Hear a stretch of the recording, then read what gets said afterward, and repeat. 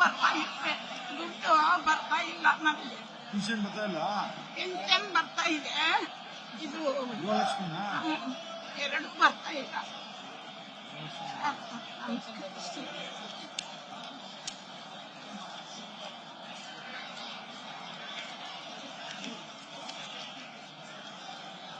Aadhaar card link ಮಾಡಿದ್ದೀರಾ?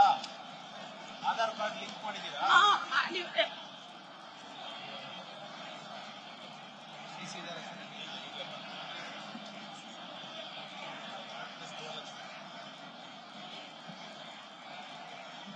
ನಿಮ್ ಮನೆ ಬೇರೆ ತಗೋತಾವ್ರ ದುಡ್ಡು?